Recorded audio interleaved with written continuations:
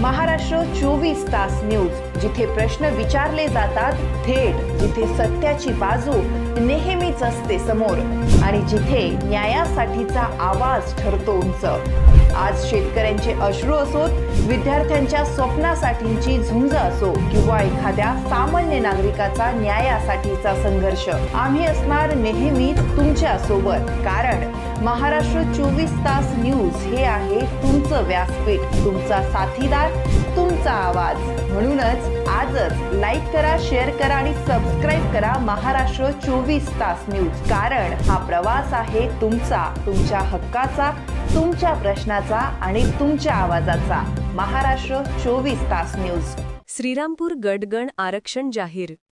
Dattanagar उंदीरगाव SC साठी राखीव, सभापतीपद open. बहुप्रतीक्षित श्रीरामपूर तालुका जिल्हा परिषद गट आणि पंचायत समिती गणांचे आरक्षण अखेर जाहीर झाले आहे।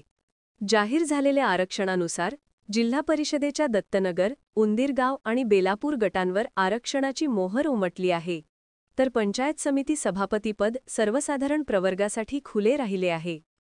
जिल्हा परिषद गट आरक्षण पुढील प्रमाणे: दत्तनगर गट अनुसूचित जाती एससी प्रवर्गासाठी आरक्षित करण्यात आला आहे।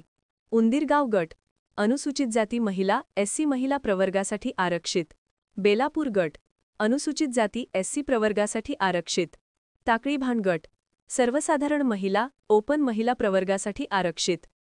पंचायत समिती सभापतीपद पंचायत समिती सभापतीपद सर्वसाधारण ओपन जागेसाठी आरक्षित झाले आहे।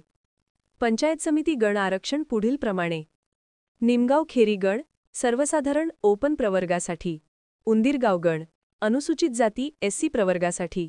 टाकळीभान गण नागरी मागास महिला ओबीसी महिला प्रवर्गासाठी। निपाणी वडगाव गण सर्वसाधारण महिला ओपन महिला प्रवर्गासाठी। दत्तनगर गण अनुसूचित जाती महिला एससी प्रवर्गासाठी। उक्कलगाव गण नागरी मागास ओबीसी प्रवर्गासाठी। बेलापूर बुद्रुक गण सर्वसाधारण महिला ओपन महिला प्रवर्गासाठी। पढेगाव गण अनुसूचित जमाती एसटी प्रवर्गासाठी।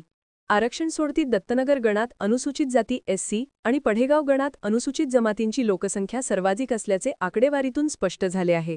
या आरक्षणामुळे तालुक्यातील राजकीय समीकरणे बदलणार असून इच्छुकांची धाकधूक